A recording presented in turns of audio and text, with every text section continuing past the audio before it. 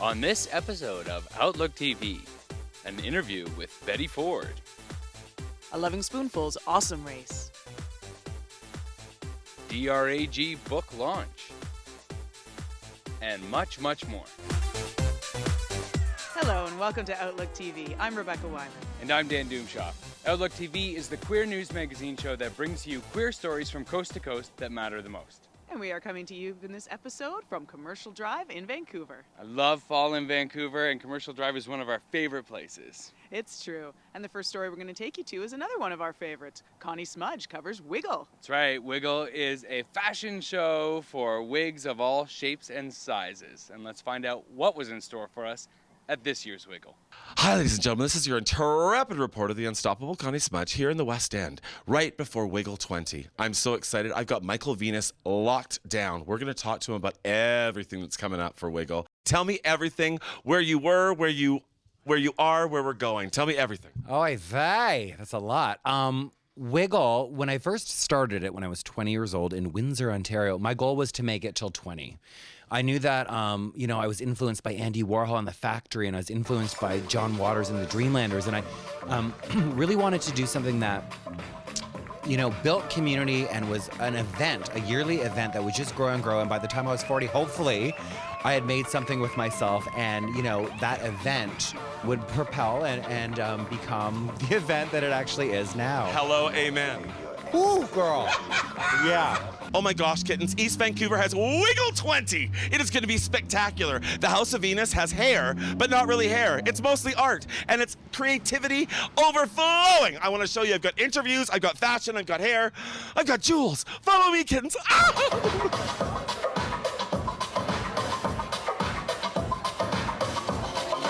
My Wiggle. Oh my God! I just realized what was happening here. I love your accoutrement. Thank you. You've really brought it all out for us tonight. Thank you. Yes. Well, it's my for Andy Warhol. It's my tribute to Andy Warhol.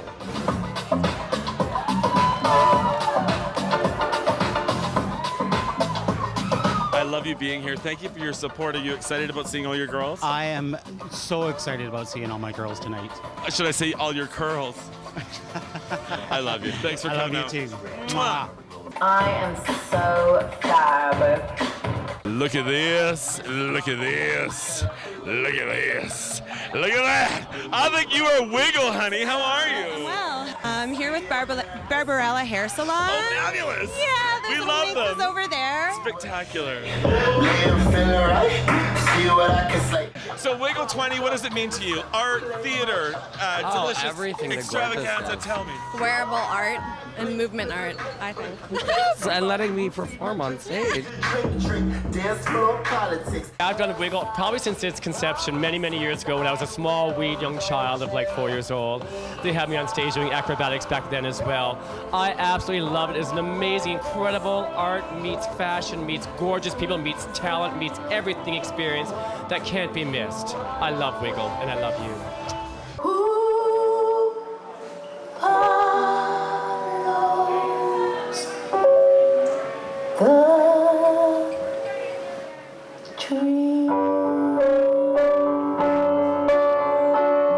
This is your intrepid reporter, the unstoppable Connie Smudge, reporting for Outlook TV. And the next story we have is one of yours, Dan. Yes, that's right. When we were back in Toronto for World Pride, I was able to catch up with Betty Ford and find out about some of her upcoming projects. And one of them is going to blow you away. I've heard that Betty Ford is going to do a song about Mayor Ford. That's right. Yeah, I don't know if there's a relation, but let's go back to my interview and see what I found out.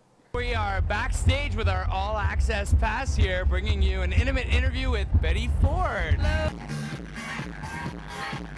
Called entertainment, all lowercase with the hashtag because it's meta.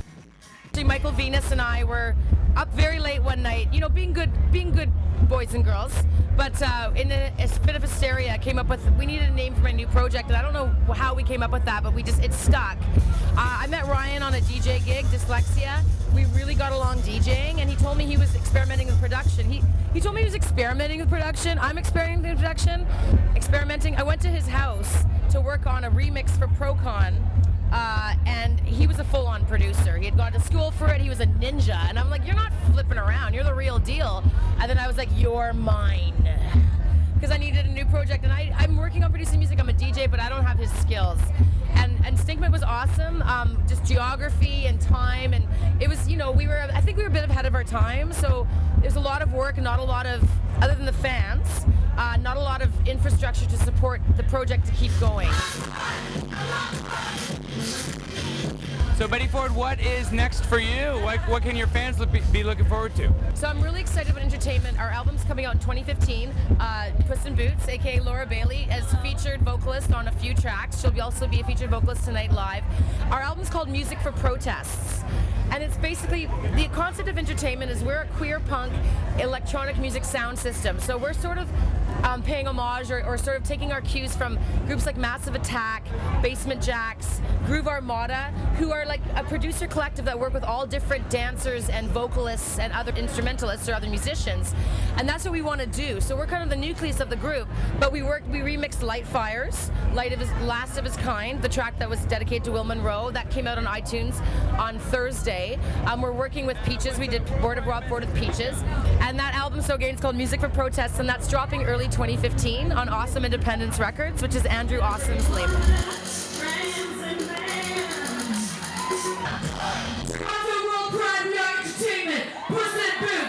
And next, we're going to take you to the Vancouver Queer Film Festival.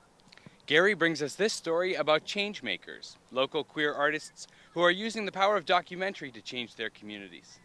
We're here at the 26th Annual Queer Film Festival. Let's go inside and see what's hot this year.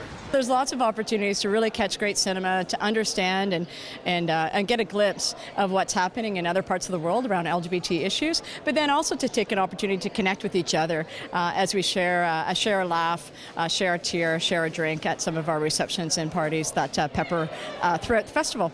The Changemakers program is our way of extending our annual local showcase. So of the amazing local films that came to us this year, we really wanted to separate and highlight some of the films that are being used as tools for social change. Antoinette's voice is amazing and unique.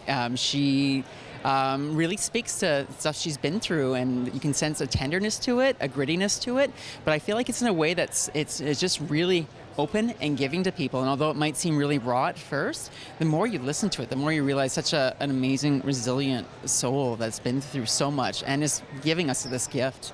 Charities increase with daily verbal abuse and death threats. Poverty is a major issue in the community. It's something that a lot of people don't know about. And I think we realize just how serious the situation is, and also that it starts with queer youth. The issue of poverty in the community really starts when youth get kicked out of their homes, and then it continues from there, sometimes into adulthood. I just blurted it out in the middle of an argument. I'm a lesbian, and I can't really change anything about that. Then he screamed back, "Is that the reason you've done everything wrong?" I interviewed soldiers who had been discharged and heard some terrible and very shocking stories about that time.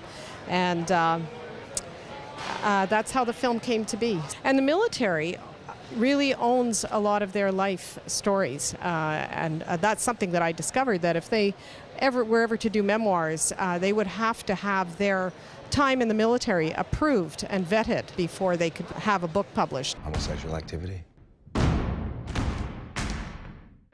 Actually, Mick had an amazing subject which was close to my political stand also. We connected, right, in values and ways of doing things and ways of working. So yeah, it ended up being an amazing project.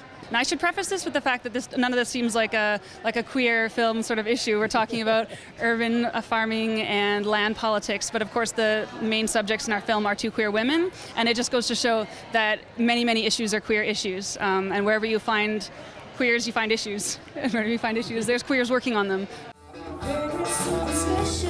This is Gary for Outlook TV at the festival's Funk and Grind Party. And now we are going to have to take just a little break. So when we're playing house, who gets to be the mommy and who gets to be the daddy? Hi, I'm Carlotta Girl, and I love Outlook TV. TV that's even gayer than I am.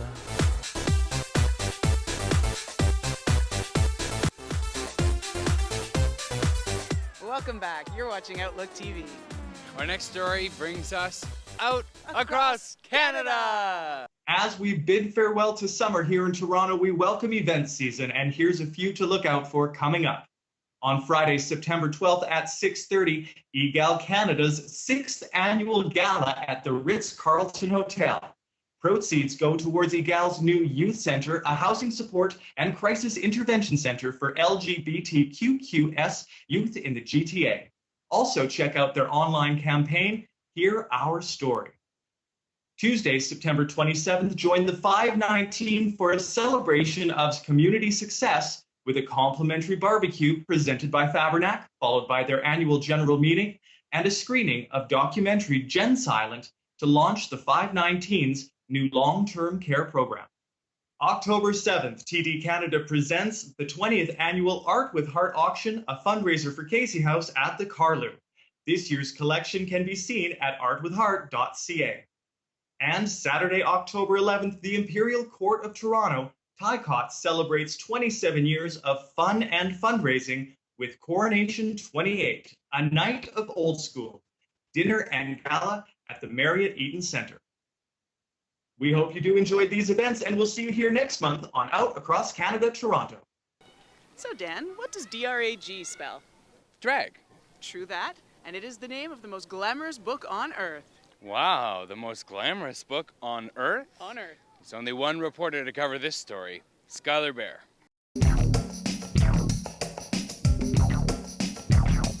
DRAG. That spells drag, and that's exactly what we're launching here today at Chapters on Robson and Granville in Vancouver. Producer Christopher Logan is very excited to be launching this here at Chapters and all Chapters locations across Canada. This book features some of North America's most finest drag talent, including some new talent in the special edition extended book. Absolutely colorful. It's the drama and the costumes, and it's absolutely beautiful. The photography is stunning.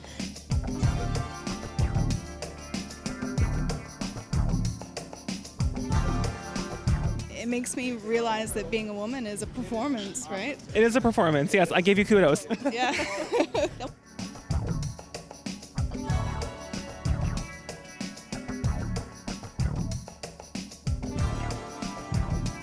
Well, originally the book came out from Tectum Publishers a couple of years ago, but unfortunately they went into bankruptcy.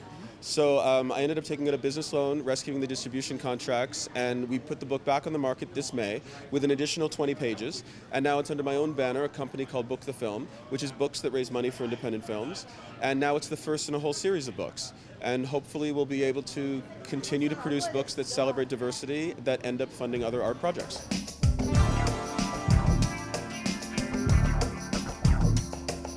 This is first and foremost a coffee table book, so it's about the photography. It's about showing it well, lighting, makeup, design, all that stuff.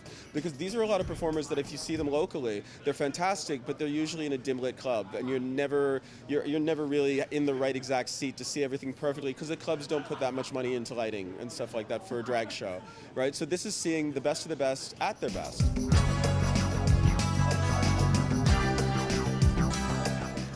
I also wanted to get the book. I've been holding off, and I thought, well, I'll come to the book signing. I'll get one of the books when it's going to be signed. I got it signed here to my niece. Oh, very nice. Look at that. Because sometimes the most glamorous people in the world are men. Christopher Logan, I think that's brilliant. There is some truth to that, actually.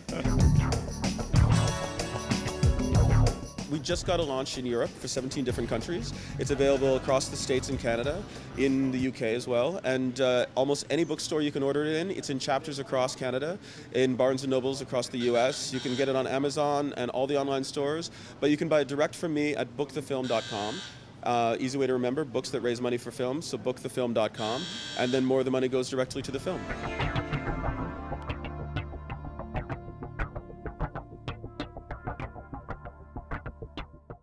Rebecca, have you ever really stopped to smell the flowers? You know what, Dan? I actually haven't. I tell you what, let's take a break. Join us when we come back with more stories, and we're going to smell the flowers.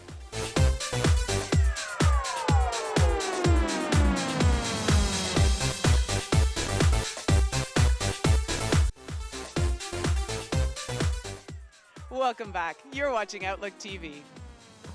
For our next story, we'll be swinging over to Toronto, where Gorgeous brings us a tale of nuns like you've never seen from the Abbey of the Divine Wood. You've been waiting for us. Hallelujah, the sisters are here. Hello, darlings. Welcome to the bus of perpetual joy. Can we get on the bus? You can. You may. You can. It's going to be a tight squeeze, so we're going to have to snuggle up together. Tell us a little bit about the Sisters of Perpetual Indulgence. Do you wake up like this? Oh, I'm done in 30 seconds. These guys, take for hours. We're the Abbey of the Divine Wood. And what does Abbey of the Divine Wood do here in Toronto? Oh, we do everything. You want to explain that, Reverend Mother? I can. Well, the sisters are an order that believe in promulgating universal joy and expiating stigmatic guilt. We serve our community. We do fundraising. We make people laugh. Just don't come while you're inside. We do advocacy. We do social outreach. And generally, we're just a good time. Because you like a nun who's a good time, don't you? So what else do you like? Well, if I'm bad, I like to be disciplined. Oh, good. Where's that yardstick, sister? Get the ruler. Now, if anybody wants to find out more about you or get involved, how can they do that? TorontoSisters.org. All right, well, that is the Sisters of Perpetual Indulgence, and I believe it's photo time. There's celebrities here in Toronto for Outlook TV. Don't forget, you can always call me Gorgeous. When he comes out tomorrow, just tell him that it's okay. And next up, it's the Awesome Race. The Awesome Race is a fundraiser in support of a loving spoonful. Are you ready? On your mark, get set, go! Awesome! We're at the Roundhouse Community Centre in downtown Vancouver, ground zero for the Awesome Race.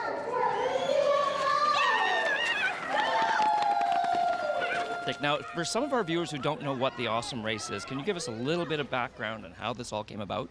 This is our second annual race. We're really excited, and really it mimics the amazing race on TV, where teams will run through Vancouver and Metro Vancouver participating in challenges, pit stops, and all kinds of fun things. Now, what is the purpose of this event? This is to raise money for a loving spoonful so that we can continue to provide healthy, nutritious meals for men, women, and children affected by HIV and AIDS. You will always see one of these green boxes. We have 13 teams that will be racing. And what do they plan to do, like to support Loving Spoonful? Well, so they had to raise money to actually participate in today's race. Every team was required to raise a minimum of $500. So that goes a long way to helping people who need the help. All right, these guys are complete. We've got all sorts of people in the community. We've got corporate teams, individuals. We've got people racing with their moms, brothers and sisters. It's really meant for everybody. I'm Jeff. And I'm Corey. And what's the name of your team? Team Glenhaven. Team Glenhaven. Now, can you tell our audience why Team Glenhaven is going to win the Awesome Race? Just look at us. How could we not win? I'm Rob Akimo. I'm Rochelle Akimo, and we are middle management. Middle management. Now, why is middle management going to win the Awesome Race? Why? I would just have to say preparation. What other kind of stuff? Have you been preparing without me? Yes. Yeah, okay. Our name is really, really long. It's Rebel Alliance Batman Cheese Monster Powers Activate. We're gonna win because we're just gonna run, have fun, laugh lots, and hopefully not yell too much at each other. Sounds good. So the race officially starts at noon, and of course, the team that raised the most money gets two things. One is a head start in the race, and the second is a rock star pass, which allows you to bypass any challenge on the race. Can you tell us a little bit about a few of the challenges?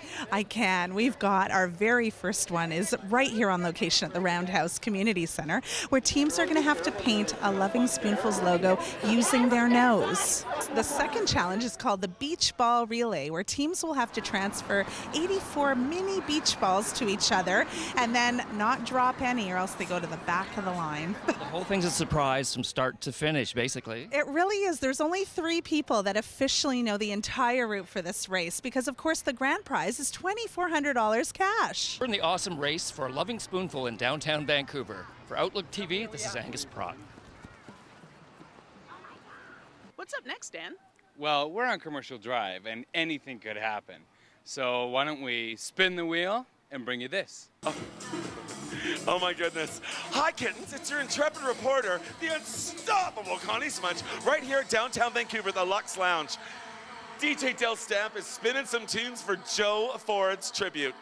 Joe Ford is a man who started the first AIDS walk here in Vancouver in 1986, and we are like partying like it's 1986. We've got some stars from the past, stars from right now, and stars for the future. I've got interviews and performances. Kittens, come along for the ride. It's going to be fabulous.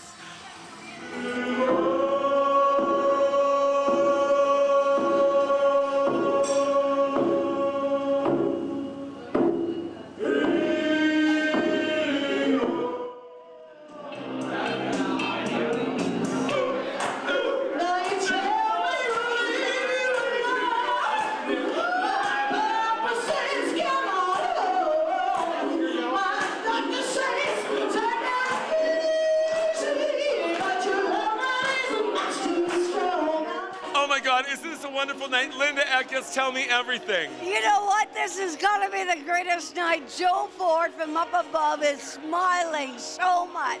You have to know what a great night this is, Connie Smudge, to let everybody enjoy the organizer of the first AIDS walk in Canada.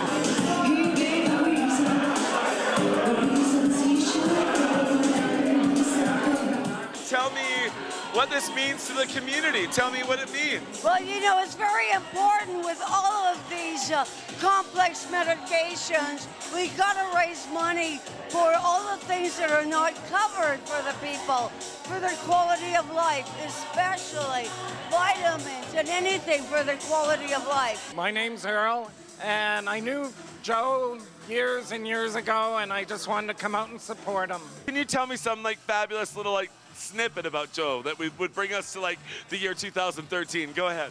I could, but I don't want to even talk about how well I knew Joe Ford. I love him already. It's a recognition of an event that started here in Vancouver. Yep. We held the first AIDS walk back in 1986. So yeah, this is a tradition that we're going to keep going, and it's important for our members. The money raised goes to help them live a better life. And it's also important to spread the word that although AIDS may be over, HIV is definitely not over.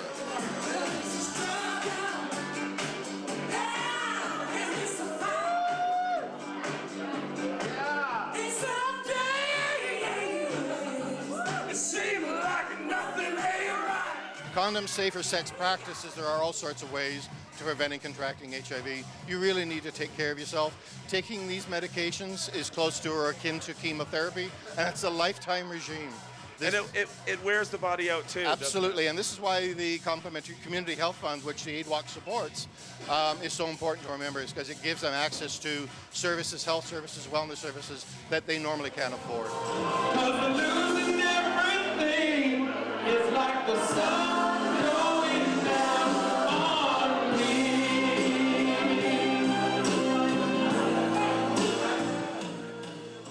Unfortunately, that is all the time we have for this episode of Outlook TV. But fortunately, we'll be back with another episode of Queer Stories from Coast to Coast. And in the meantime, why don't you follow us on Facebook, Twitter, and join us as a volunteer. Until next time, I'm Dan Doomshaw. And I'm Rebecca Wyman. Stay fabulous, Canada.